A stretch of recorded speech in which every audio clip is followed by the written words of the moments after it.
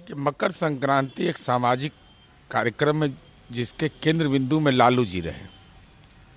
अब लालू जी बीमार हो गए तो उत्तराधिकारी कौन बनेगा, ये जंग चल रहा है। तो तेज प्रताप यादव उत्तराधिकारी के रूप में आए। अब इसका एहसास तो तेजस्वी यादव को उन्होंने कराया कि आप नहीं करिएगा तो हम करने को तैयार हैं, और यह भी कहा कि राघोपुर से दही आ रहा है। तो सारी स्थिति को स्पष्ट कर दिया। और माननीय उप मुख्यमंत्री के कार्यक्रम में भी तेज प्रताप यादव गए, अपने मामा साधु यादव के यहाँ भी गए, जिन लोगों से बातचीत भी इनके परिजन का नहीं शायद होता है। तो ऐसी स्थिति में तेज प्रताप यादव ने राजनीति में वह पासा फेंका है ना कि किसी को पता ही नहीं चल रहा है कि कौन किसके साथ खड़ा है। लेकिन अग्नि परीक्षा तो आज होने वाला है कि क्या मान्यवर लालू जी अब बीमार हैं, वो जा पाएंगे कि नहीं, माँ का ममत्व उभरेगा कि नहीं, भाई का भ्रातृत्व उभरेगा कि नहीं। आज तो तेज प्रताप यादव के गेंद में पाले में गेंद है।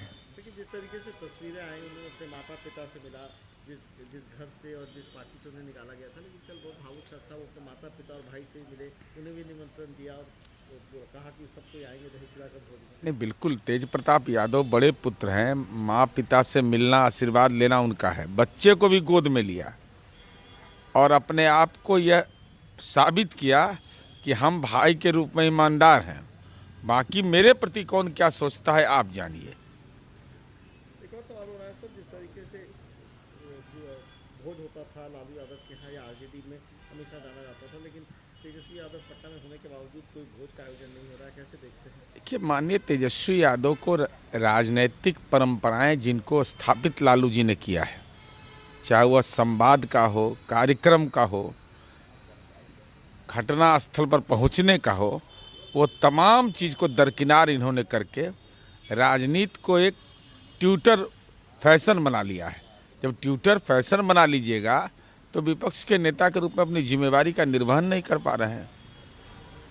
कांग्रेस नेता दिग्विजय सिंह पिछले कुछ दिनों में जिस तरीके से आरएसएस की प्रशंसा की थी, अब वो कह रहे हैं कि वो एक और राज्यसभा का टर्म वो नहीं लेना चाहेंगे, पार्टी किसी युवा चेहरे को दे। उन्होंने कहा है कि मैं दोबारा राज्यसभा सदस्य नहीं बनना चाहता। माननीय दिग्विजय सिंह जी ने अगर कहा है कि हम कांग्रेस का दोबारा राज्यसभा सांसद नहीं बनेंगे तो बात समझ में आती है कि त्याग अपनी पार्टी के लिए, लेकिन राज्यसभा और किसी माध्यम से जाएंगे कि नहीं जाएंगे, हमको लगता है इसमें भी स्पष्टता उनको रखनी चाहिए।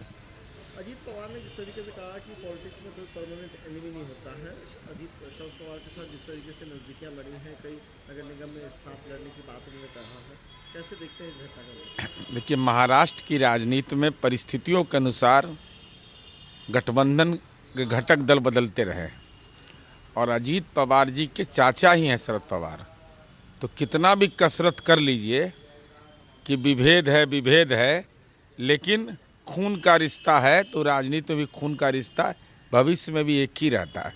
जिसको भ्रम में पड़ना रहता है वो बीच के दौर में भ्रम में पड़ जाता है।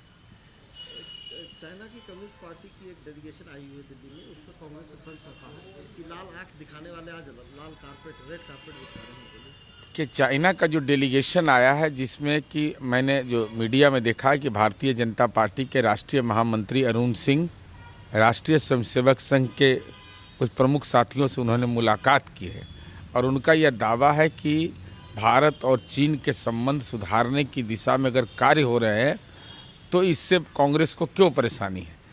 तो ये विदेशी राजनयिक संबंधों में हम लोगों को एक दूसरे पर प्रतिक्रिया देने से बेहतर है कि पड़ोसियों से रिश्ते बेहतर हों।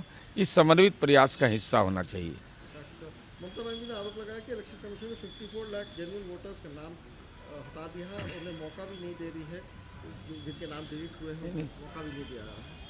माननीय ममता बनर्जी राज्य के मुख्यमंत्री आप हैं, बूथ लेवल एजेंट आपका है, ड्राफ्ट पब्लिकेशन हुआ है, तो दावा आपत्ति कैसे नहीं देने का अधिकार है? अगर बूथ लेवल एजेंट आपके सक्रिय नहीं है, अगर केवल राजनीति सक्रिय है तो बात अलग है।